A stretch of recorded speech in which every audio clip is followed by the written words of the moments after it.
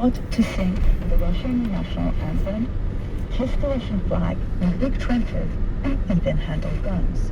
Zhana, the specialist of BBC Ukrainian, has been looking into how these youth armies operate in occupied regions of Ukraine.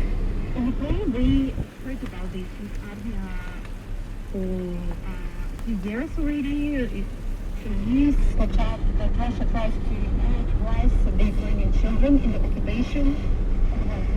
On the other hand, we as journalists understood that we know very little about how actually it's happening, and what we understood quite fast that this militarization embraces tens of thousands of the Ukrainian children, and one of the main ideas is to teach them that Ukraine is their enemy, and actually to educate them as Russians, although these are Ukrainian children.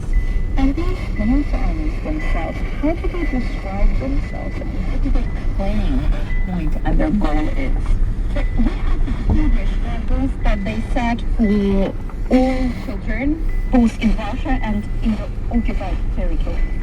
And this goal is, as they say, to educate and to raise them as the patriots of Russia, as the real citizens of their country.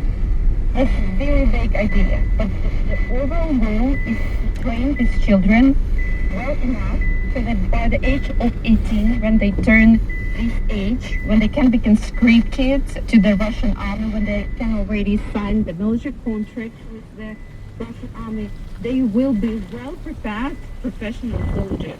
And it's open, so Russia doesn't try to pretend that they are not doing that. They show the military drills for children where they, for example, dig out trenches or they storm the enemy. Of course, that's a game, that's kind of play, but still behind this, there is the real professional military education. And in the occupied territories of Ukraine, they have some additional goals because they have to, in fact, state the local children that Russia came forever to their villages and towns in the occupation, that Russia is their only possible future.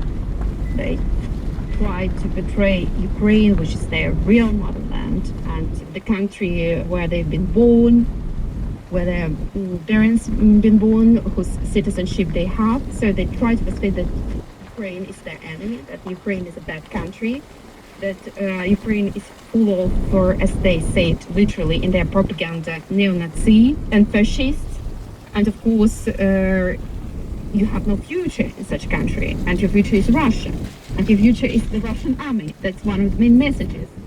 All this propaganda, this machine of propaganda and military trainings, it tries to convince them that to die for Russia, this would be honor. So, can you just give us some examples, a list of some of the activities these children are involved in these armies? So, some of the activities include the basic things. For example, drills arranged for children in different ways. They, of course, understanding that they deal with children, they set up games, they call them patriotic military games, for example, etc. They all have to learn how to march with the Russian flag flying over their heads, and the essential part of it is to kiss the Russian flag. And the child was spoken to for this story with a creation, he said it's literally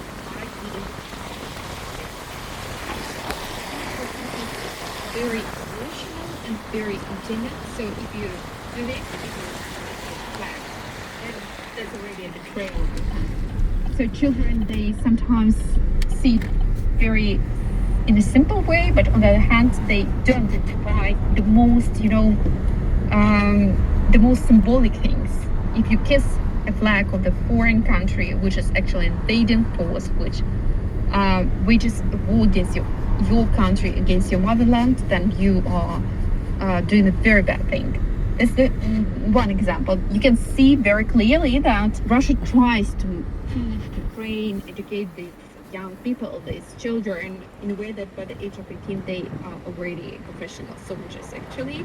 And it means that they learn the hard warfare things. For example, how to operate or drones.